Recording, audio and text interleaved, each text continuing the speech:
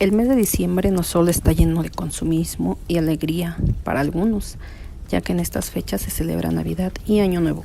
Casi todo el mes está lleno de festividades, posadas, pastorelas, etc. Y en algunas casas ya podemos visualizar los adornos navideños que alegran el pasar de las personas al anochecer. Pero detrás de toda esa alegría y buena vibra navideña se esconden espíritus malignos que nos visitan por las noches. Quizás a nosotros nos resulta raro pensar que la Navidad es una época fantasmagórica o adecuada para las historias terroríficas, pero hasta inicios del siglo XX, a partir del mes de noviembre y con el inicio del invierno, empezaba una época fantasmagórica, noches largas y frías en la que la gente se recluía en sus casas al caer la noche. La atmósfera daba para contar historias de terror, con las calles vacías y las casas con luces muy tenues. Era lógico que muchas de estas historias fueran de terror. La tradición del cuento de terror navideño arranca en Inglaterra. No se conoce la fecha exacta, pero uno de los primeros testimonios tienen más o menos unos 5 siglos. La mayor parte de estos testimonios no son las narraciones en sí, sino la intención de Oliver Cromwell de abolirlas en 1600, ya que consideraba que tanto Halloween como las Navidades eran en realidad fiestas paganas que ningún buen cristiano debería celebrar. Del mismo modo, los cuentos de fantasmas, apariciones y monstruos fueron contrarios a las ideas del cristianismo y debían ser prohibidas. Pero el cuento de terror navideño es una tradición muy arraigada entre la población. La prohibición, igual que la revolución de Cromwell, no llegaron demasiado lejos. En 1611, Shakespeare escribió Cuento de invierno, que incluye la frase: una historia triste es la mejor para el invierno. Un poco antes, en 1590, Christopher Marlowe, en su obra El judío de Malta, escribe: ahora recuerdo las palabras de esas ancianas que en mi riqueza me contaban cuentos de invierno y hablaban de espíritus y fantasmas por la noche. Y es cierto que esa tradición tiene raíces paganas. Por ejemplo, las fiestas de Yule, de origen nórdico, duraban 12 días y estos pueblos llevaron su tradición por toda Europa. Se trataba de una fiesta dedicada a la fertilidad y a la familia, y en esa misma se recordaban los ancestros y cualquier tipo de difunto por el que sintiera aprecio, ya que esas fechas sus almas podían volver a pisar el mundo de los vivos. Para honrarlos y apaciguarlos, se celebraban banquetes y se llevaba comida y bebida a sus tumbas.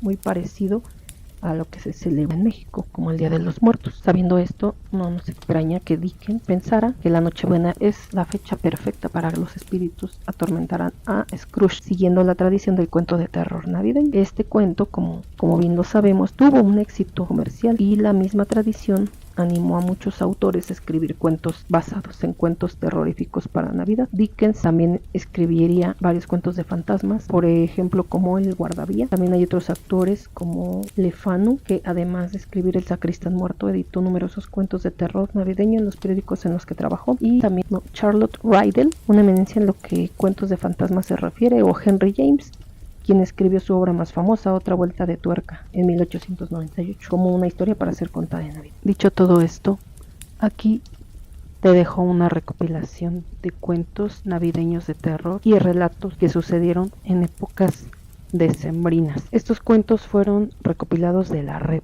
Espero que sean de tu agrado.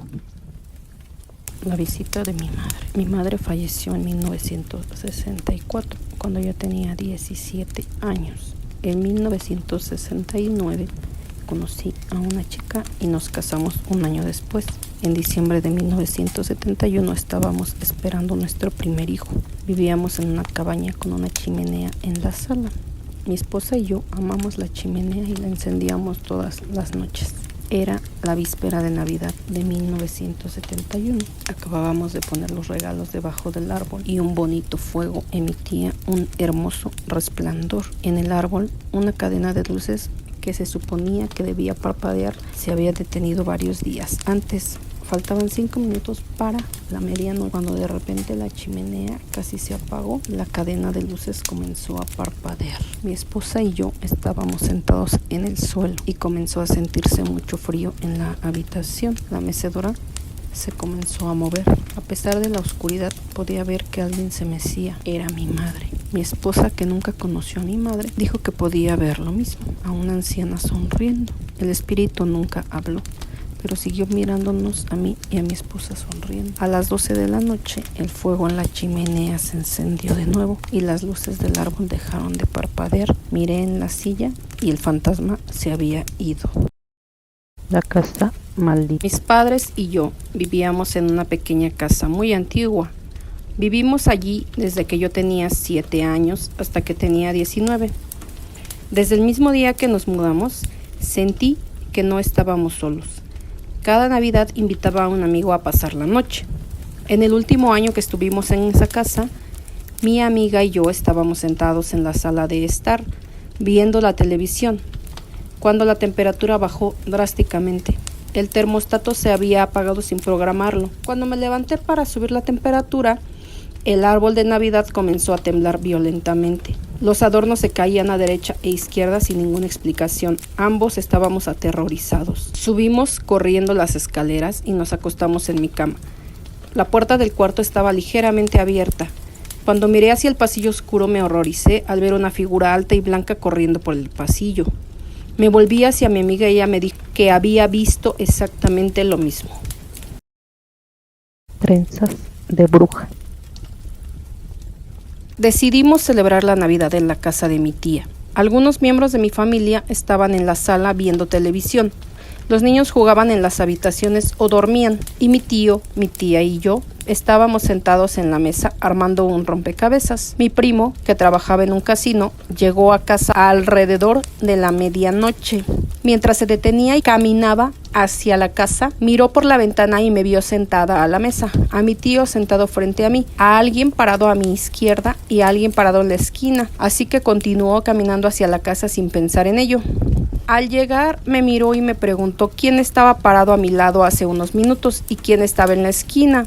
Me asustó un poco. Mi primo dijo que incluso le pareció ver cómo esta sombra jugaba con mi cabello. El horror comenzó cuando notamos que tenía todo el cabello hecho un nido. Tenía nudos como si no me hubiera cepillado en años. Intentamos arreglarlo, pero fue inútil. Mi tía lo tuvo que cortar mientras me contaba que existía la leyenda en sus rumbos acerca de un grupo de brujas que gustaba de trenzar el cabello de sus próximas víctimas. No soy religiosa, pero esa noche recé y prendí una veladora y obviamente dormí en la misma habitación que mis tíos. No sé qué pasó, pero a la madrugada una risa macabra nos despertó a todos. Cuando mi perro Bob murió, cerca de la Navidad de 2014, soñé que un gato negro aparecía en mi puerta, pero no entraba en casa. En el sueño, al mismo tiempo que yo lloraba, también reía de felicidad, porque había notado que el perrito que tanto amaba había muerto, pero había vuelto en forma de gato. Me desperté y lloré aún más por haber sido solo un sueño. Prometí que no volvería a tener mascotas, porque su partida era tan dolorosa como el luto por un ser humano. Bob era muy inteligente y acelerado. No podía ver tantito abierta la puerta porque se escapaba a la calle, y no había auto ni bicicleta que lo atropellara, porque él se burlaba de todo y de todos. No mordía a nadie, solo le gustaba correr por la calle y ladrarle a otros perros. Bob amaba la libertad. En la época en que lo adopté, aún vivía con mis padres y mi madre bebía mucho. Estaba en la cima de su alcoholismo. Y cuando bebía, quería maltratar al perro. Por supuesto que nunca lo permití y me traía al perro dentro de mi habitación. Era como si Bob entendiera y hasta permanecía quieto y en silencio, acostado en una esquina, así como pueden verlo en la miniatura. Un día llegué tarde al trabajo y mi padre había sacado a Bob deliberadamente a la calle. Me enfadé mucho con él. Cuando le reclamé, mi padre, borracho, solo respondió que el perro debería ser libre. Fui tras Bob, pero no lo encontré.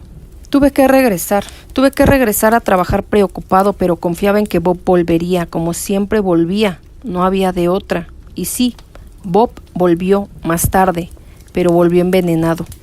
Subió corriendo a mi habitación y ahí murió. Nunca lo vi muerto, no quise. Vi solo cómo se llevaban su cuerpo en una bolsa negra.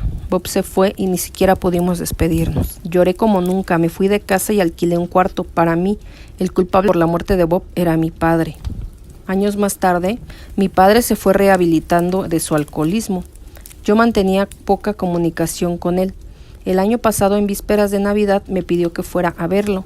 Fue un encuentro rápido y lo llevé en mi auto a su junta de AA, Alcohólicos Anónimos. Mi padre dijo que un amigo de él que también asistía a las reuniones estaba dando gatitos en adopción y me preguntó si quería uno. Le dije que no, pero mi padre insistió en que al menos fuera a verlos. Acepté. Cuando llegué a la casa de ese amigo suyo ya solo quedaban 2 cachorros negros, una hembra y el otro macho. Al verme la gatita corrió y se escondió detrás de un mueble, pero el gatito se me quedó mirando. En ese momento recordé mi sueño y me dio escalofríos. Ese gato era el mismo que vi junto a mi puerta cuando soñaba con Bob y ahora lo tenía ahí enfrente mirándome. Lo tomé entre mis brazos y era tan pequeño que pude sentir su acelerado corazón golpeando contra mis manos. Soltó un miau agudo y mis ojos se llenaron de lágrimas. Quise llorar pero tuve que disimular. Decidí adoptarlo de inmediato. Tan pronto como llegué a casa de mi padre, él ya me estaba esperando en la puerta. Sonrió y miró al gatito en mis brazos. ¿Lo adoptaste entonces? Y en ese momento pude notar que mi padre era ya otra persona, serena, arrepentida y sobria. Le insté a que cargara esa pequeña y oscura bola de pelos, y mi padre, tomándolo en sus manos, emocionado, dijo: Bob ha vuelto a ti, hijo. Yo jamás le había contado a nadie de mi sueño hasta ahora.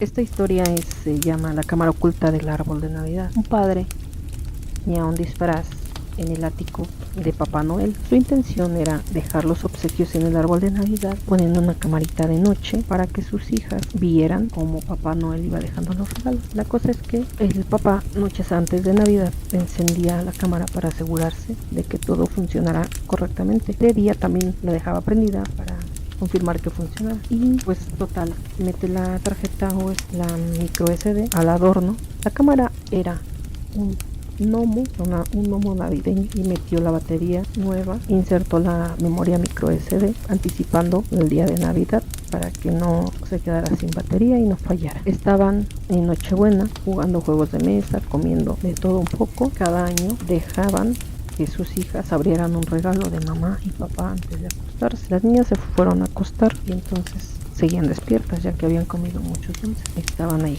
se escuchaba cómo jugaban y decían que escuchaban campanas de Navidad, cascabeles. Después de un rato ya se dieron cuenta que sus hijas ya se habían quedado dormidas. Entonces el papá fue por el disfraz y se fue a la sala para prepararse y dejar los regalos en el árbol de Navidad. Hizo todo lo que Santa hace, se comió las galletas, se tomó la leche, acarició su estómago y dijo jo, jo, jo. Dejó los regalos junto a la chimenea y todo esto a la vista de la cámara. En la mañana las niñas despertaron y fueron corriendo a la habitación de sus papás, entusiasmadas, insistiendo en que abrieran los regalos. Entonces el papá transfiere el video a la computadora y busca la parte donde aparece Santa Claus, que obviamente es él. Entonces las niñas felices viendo cómo Santa Claus ponía los regalos en la chimenea. Ellas seguían abriendo regalos y el papá dejó el video que corriera porque pues estaban ocupados abriendo regalos, pero vio una caja que no había visto la noche anterior y que él no había puesto.